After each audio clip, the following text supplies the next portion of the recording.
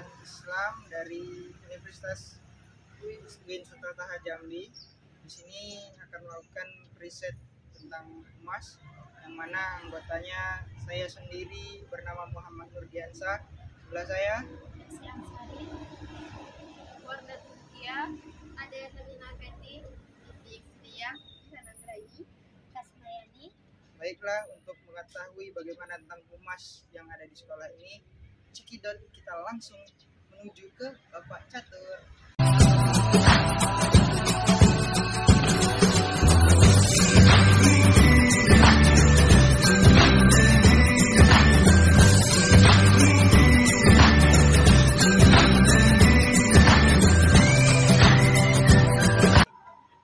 Bismillahirrahmanirrahim. Assalamualaikum warahmatullahi wabarakatuh.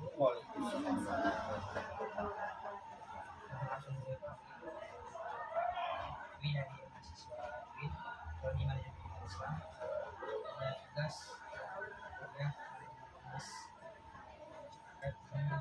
riset tentang di sekolah ini yang melaksanakan strategi kegiatan dan strategi. Adapun pertanyaannya akan dijabarkan menjadi saudari adik. Langsung saja pertanyaan bagaimana seorang humas mencari suatu berita? Seorang humas mencari suatu berita. Kalau untuk tindakan atau kegiatan di sekolah, berita biasanya pertama itu terkait informasi prestasi. Prestasi baik yang dilakukan atau yang diperoleh oleh peserta didik maupun warga sekolah yang lain. Misalnya kayak bapak ibu guru atau staf tata usaha. Itu adalah salah satu sumber kita mencari berita. Yang kedua, cara kita mencari berita adalah ketika muncul yang lagi viral terkait pendidikan. Tapi tidak semua yang viral, hanya kita batasi tentang edukasi. Jadi misalnya ada informasi terkait tentang lomba, ada pengumuman bahwa di Jambi akan ada lomba dari himpunan, maka kita akan mencari informasi lanjutannya. Kemudian akan kita sampaikan kepada anggota atau warga sekolah. Karena kan tujuan humas ada di sekolah adalah menyampaikan informasi dari dalam kepada masyarakat di luar dan menyampaikan informasi kedinasan terkait pendidikan dari luar kepada warga di sekolah. Ini fungsi dan tugas utama dari kehumasan. Kemudian selain itu, fungsi kehumasan di sekolah antara juga untuk menciptakan suasana nyaman bagi seluruh warga. Kenyamanan yang dimaksud adalah ketika kita saling bersilaturahmi. Mungkin ada kebahagiaan atau kedukaan. Kita juga harus berperan di sana. Karena kalau informasi tidak disampaikan secara merata, nanti bisa menimbulkan miskomunikasi sehingga tidak semuanya bisa mendapatkan informasi dengan baik. Jadi kehumasan di sini adalah kita menyampaikan informasi dari luar kepada masyarakat di dalam, yang dari dalam kepada masyarakat di luar. Itulah kegiatan utama layanan humas. Informasi atau sumber berita banyak. Yang tadi saya sebutkan bahwa yang paling utama adalah kalau yang dari dalam prestasi. Karena kalau prestasi yang kita siarkan, maka sekolah kita akan semakin kenal. Ya, jadi ya peminat akan semakin banyak. Dengan menginformasikan prestasi, semuanya ketahui. Tapi punya prestasi yang tadi kita sampaikan juga keakraban, kesejukan, kenyamanan kehidupan di situ. Kita sampaikan bahwa di sana ada pola yang seperti ini. Mungkin sekolahnya tidak. Jadi kita memberikan informasi yang positif kepada masyarakat. Informasi negatif bagaimana Pak? Apakah juga kita sampaikan? Khusus di dalam iya. Jadi kalau misalnya ada perselisihan antara peserta didik, kita tidak ekspos di luar, tapi kita ekspos di dalam supaya untuk pembelajaran bagi semua warga kita. Tindakan seperti itu tidak bisa terlaksana terjadi lagi. Ya kan? Jadi humas main perannya di sebelah sana. Saling memberikan imbal balik supaya semuanya menjadi nyaman. Itu yang dilakukan dan sumber informasinya tadi. Baik baik dari dalam itu misalnya dari sosmed dalam atau yang dari luar informasi terkait, karena biasanya kita dapat surat undangan, kalau surat undangan, surat lomba segala macam kita sampaikan karena siapa tahu peserta didiknya banyak yang ingin ikut, karena itu motivasi tinggi bagi mereka, apalagi yang mau kuliah akan jadi prestasi. Nah ini ya izin lagi. Pertanyaan selanjutnya yaitu bagaimana strategi seorang humas mengangkat suatu berita tentang keadaan lingkungan tempat di mana humas tersebut berada? Yang paling jelas kita harus menggunakan prinsip jurnalistik. Yang bisa kualitas informasi itu harus jelas. Apa, siapa, bagaimana, gimana. Kan di bawah satu. Kalau dari kehumasan mungkin Anda nanti atau sudah mendapatkan informasi ini. Karena ini penting. Karena ketika seorang humas mendapatkan informasi yang tidak valid, jadinya hoax, jadinya berita bohong. Jadi sebelum kita menyebarkan informasi dari luar ke dalam, kita harus punya dasar. Kalau kayak lomba, undang segala macam, valid ya. Cuma kan kadang ada nih informasi alumni mau mengadakan ini, sebenarnya belum data. kita harus cari dulu informasi dari alumni. Ada yang oh iya ada suratnya nanti muncul Pak, tapi kita sudah sampaikan di sini supaya apa? Sekolah juga menyiapkan diri. Oh ini harus kita siapkan, ini harus kita pantau. Jadi kevalitan berita harus kita lakukan. Kita harus benar-benar cross check.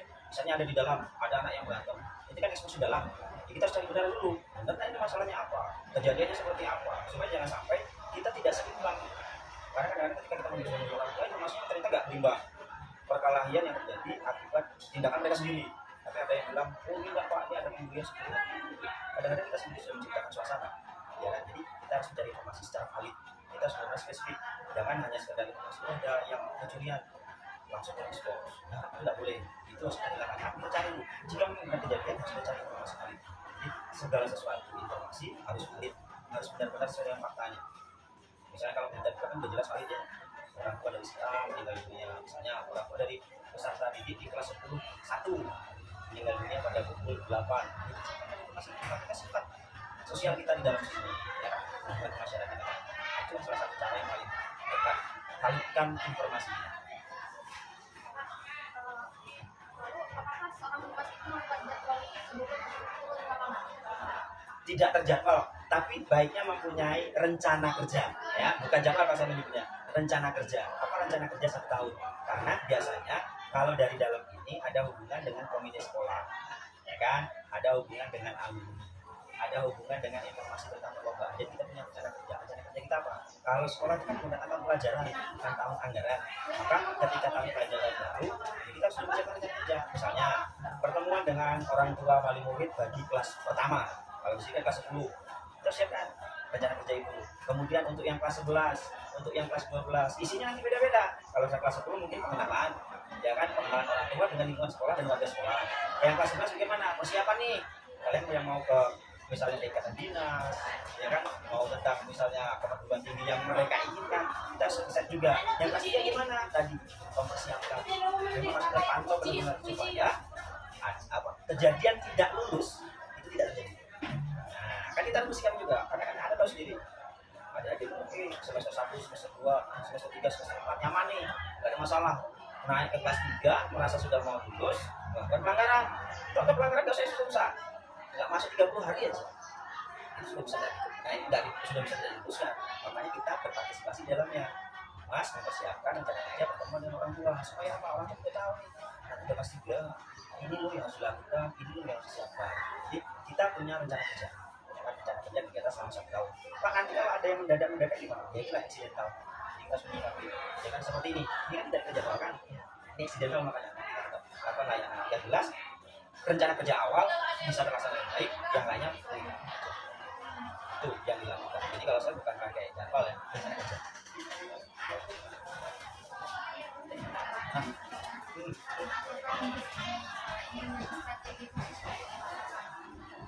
Sampai saat ini kami masih bekerja sama, berkolaborasi. Jadi secara humas, secara mandiri belum. Ya kan, media sosial saat ini yang masih berkembang itu yang dimiliki oleh OSIS. Yang humas, kalau informasinya terkait dengan siswa, kami masih numpang di OSIS. Jadi mereka menggunakan Instagram OSIS, ya kan, itu yang dilakukan. Kemudian kalau tentang bapak ibu, kami menggunakan yang grup doa guru, itu yang dilakukan pertama. Tapi kalau untuk secara spesifik, rencana kerja tahun depan. Jadi di 2023-2024 kami akan menyiapkan secara khusus sistem kehumasan di salah satu. Pak, SMA itu punya website tidak? Sebagai salah satu layanan untuk kehumasan. Punya, tapi belum bisa optimal karena harus punya tim khusus. Nah, selama ini kan belum punya tim khusus, kami sudah rencanakan untuk yang kedepannya karena pembelajaran. Jadi sebelumnya pengelolaannya kurang baik karena sudah mendarat. Kita perbaiki dengan cara tadi membuatkan yang khusus untuk kehumasan terutama sekarang. Ya zaman sekarang kan medsos menjadi salah satu cara yang paling mudah. Jadi website, medsos, Facebook, mungkin Instagram, ya kan, mungkin TikTok, pokoknya YouTube itu yang menjadi ya kita masih berusaha itu.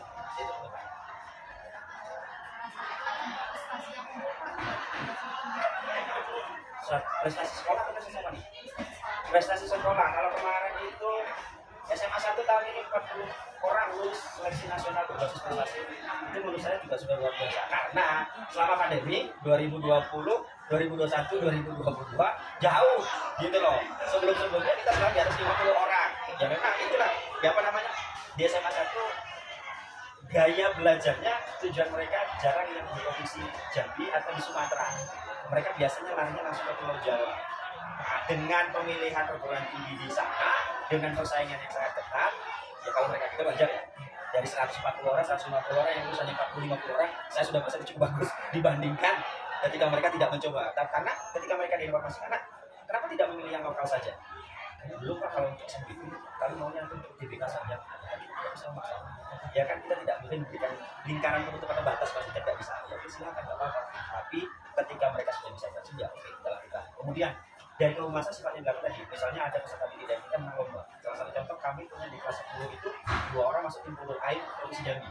Dan prestasi mereka ketika mereka menang lomba baik di tingkat regional maupun tingkat nasional akan kami ekspos menunjukkan kepada masyarakat bahwa SMA 1 bukan hanya akademis, non akademis juga kami perhatikan, kami ekspos juga supaya apa? Orang jadi itu melakukan hal-hal prestasi yang bisa kami dapatkan. Beberapa contoh saja. Gitu. Kalau kemarin yang angkatan ini kebetulan ada 1 orang dari kelas IPA itu memang prestasinya termasuk yang paling menonjol.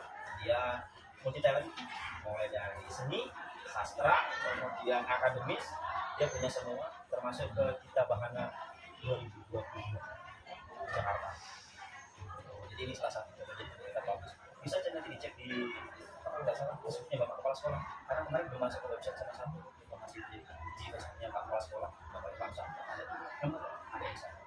Itu yang ada. Sebentar. Ada yang lain? Lagi.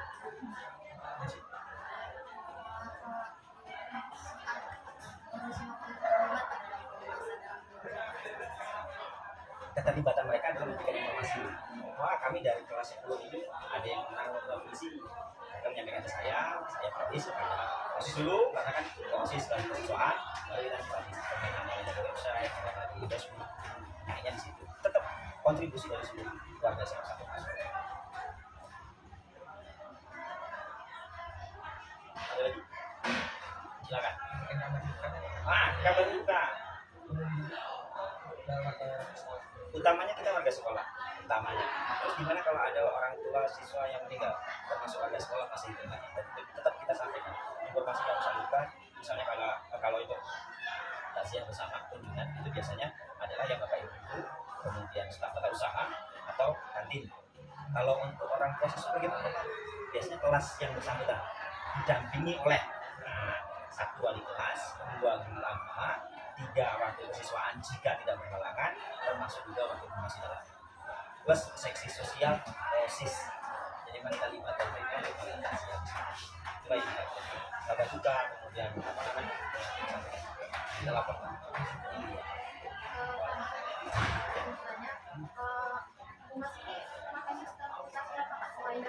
Kita nggak punya aplikasi, karena biayanya cukup menguras angkatan.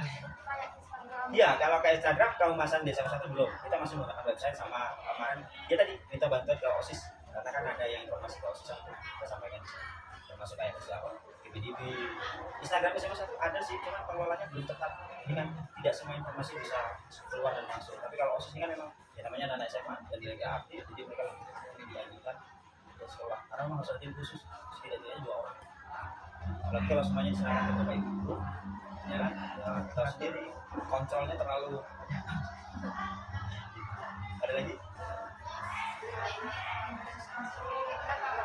Sementara ini kami punya 1 yang paling dominan itu seksi sosial.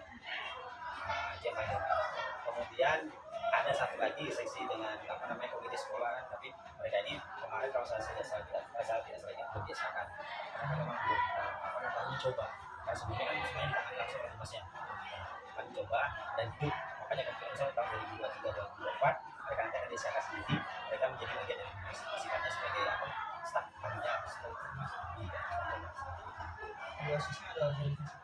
di OSIS. Kalau OSIS ada, OSIS ada. Jadi OSIS memang punya cabang-cabangnya sesuai dengan koridornya. Mereka punya humas, mereka punya apa namanya seni. Dan mereka kalau nggak salah saya kan punya 9 segmen. Ya, jadi dengan segmen tersebut saya masuk ke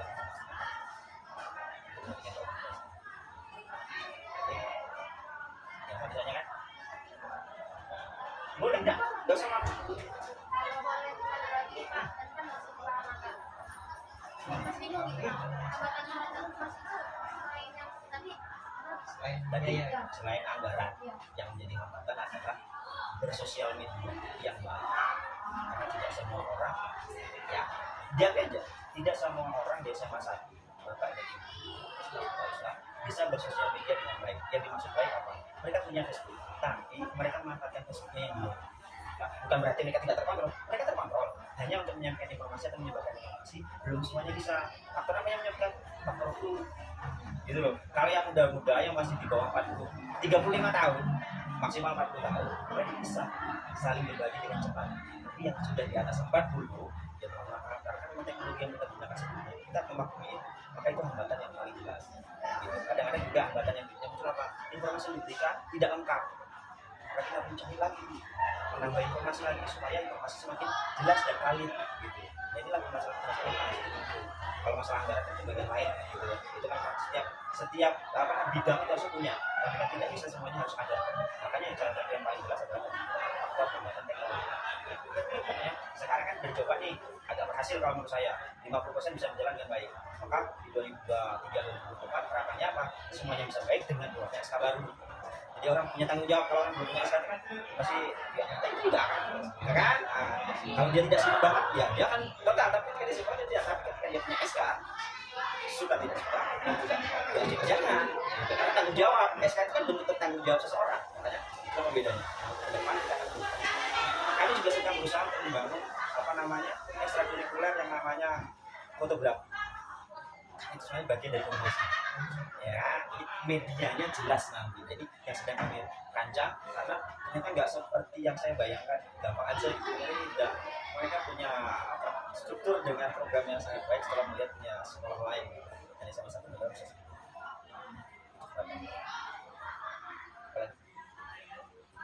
Cukup.